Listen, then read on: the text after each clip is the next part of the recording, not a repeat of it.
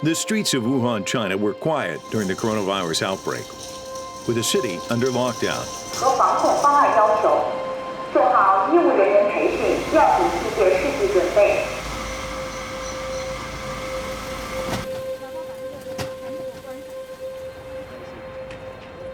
2019年12月30号下午接到样本以后，那我们的团队首先就对这个样本，当时叫不明原因肺炎，我们对这个样本首先开展了冠状病毒的研究，因为我的实验室是长期做冠状病毒研究的团队。那么同时呢，我们也对这个样本进行高通量测序以及病原的分离。那么我们在很短的时间内，就首先就确定了这些样本里边有新型的冠状病毒的感染，那么也获得了它的全基因组序列，那么证明这个病原和已有的我们已知的病毒的序列都不一样，所以我们当时把它命名为新型冠状病毒。Shizheng Li is a top Chinese virologist. She heads a group that studies bat coronaviruses at the Wuhan Institute of Virology, which has earned her the nickname Batwoman in China. 那我们知道自然界其实这个蝙蝠种类很多，还有其他野生动物的种类都非常多。那么我们现在发现的这个未知世界存在的这个未知病毒，实际上只是冰山一角。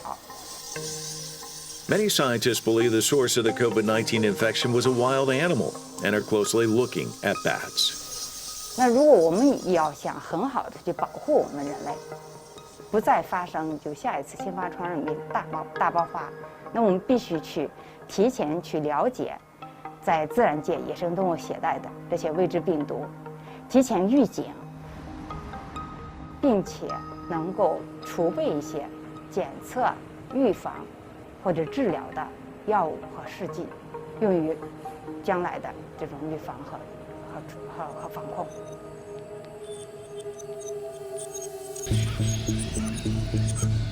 Bats, rodents, and other wild animals have a history of passing potentially deadly pathogens on to humans. People don't remember that HIV actually is a spillover event, and most of the diseases that we have that surprise us, take us by storm, even cause epidemics and pandemics, are those that spill over from animals. The 2002 outbreak of SARS and the 2013 Ebola epidemic are both linked to bats. A toddler from a remote village in Guinea is believed to have been West Africa's first case of Ebola. We didn't used to worry so much about Ebola because we thought that's something that happens in small villages and those people don't leave there and it doesn't really get out. That was a mistake we made, right? Our own naivete allowed something terrible to happen in West Africa because we didn't expect it there. As the world watched the Ebola outbreak unfold, Doctors Without Borders responded. We arrived here yesterday. We are following him very closely. He's still having a lot of symptoms, vomiting, diarrhea, but it's not getting any worse for now, so I'm still optimistic.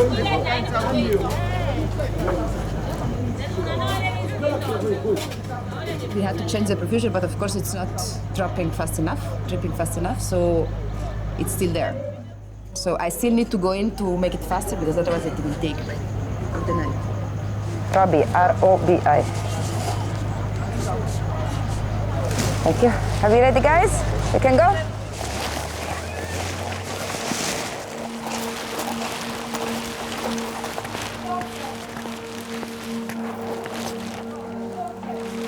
This amount of liquid was supposed to be finished 1 hour ago, so it's going too slow.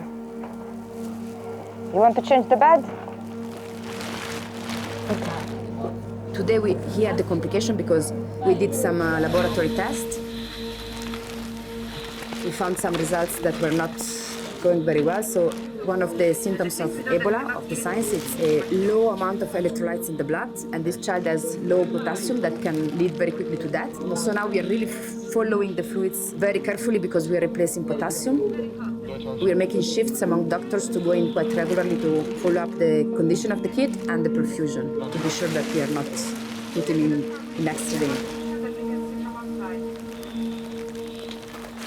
In an Ebola context, the number of children that you see dying, it's heartbreaking. It's very difficult, very difficult. Researchers have learned that by partnering with a strong, efficient local effort during the early phase of an outbreak, an epidemic could be prevented.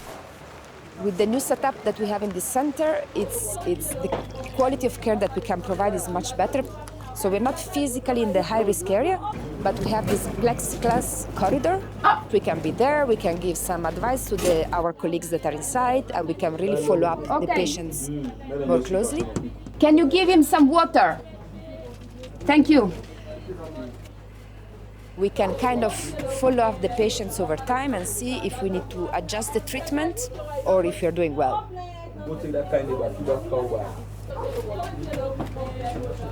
To see a child that is walking like this to go out, it's a very good sign.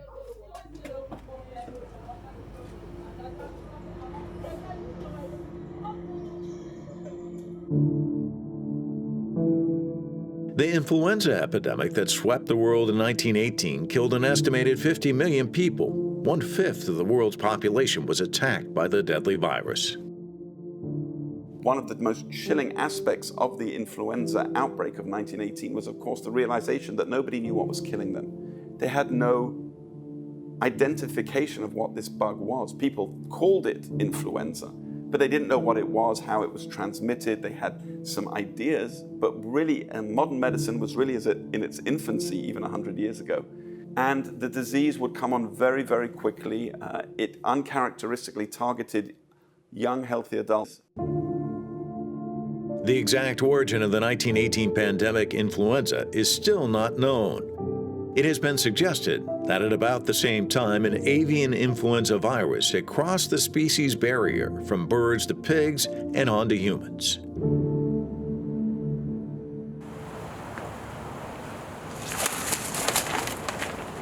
The birds here are used for education, and they help us remember that we're connected to all places around the world. These birds can migrate thousands and thousands of miles, and with them they can bring along things like avian influenza and things like that as they migrate.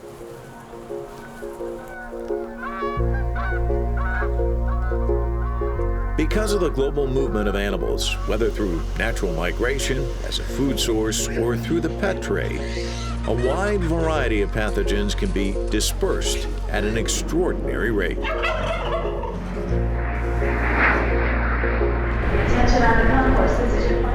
Your neighbor might have just come from all of these different places and inadvertently brought something with them. Our planet's climate is changing, and with those changes, we have changes in things, vectors, the bugs, frankly, that carry some of these diseases. And so where we didn't used to have certain mosquitoes or other kinds of bugs that carried certain viruses, we do have them again. This is coming to your neighborhood, I'm sorry to say, but we can do something about it. If we clear that fog, we can do something about it. We can be ready, and we can jump into action quickly, and we can save lives. Viruses like COVID-19 can gradually evolve through mutations, which means someone previously protected against one strain can't effectively fight the mutated virus and they become sick. When it comes to the flu virus, scientists try to predict which changes are likely to occur. They take a bit of the flu virus that the body will recognize, and they inject those few proteins into the body mounts a response against the vaccine, and then it's ready when the real flu strikes. The problem is that those proteins can change. It's a bit like this overcoat. You taught the body to recognize a brown overcoat, but now the person is wearing a black overcoat, and the body doesn't recognize that as an intruder. What scientists are trying to do is to manufacture a vaccine against a part of the flu virus that remains constant. that would give us what's called a universal flu vaccine. So although the overcoat changes a lot, there may be parts of the flu vaccine that are conserved from year to year and from strain to strain.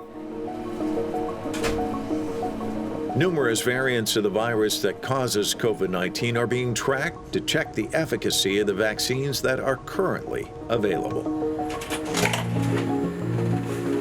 We can't keep doing the same things over and over again. We can't keep responding to epidemics by flying in, if there's a vaccine, bringing the vaccine after the epidemic is almost over. We need to get in front of these problems and understand them better.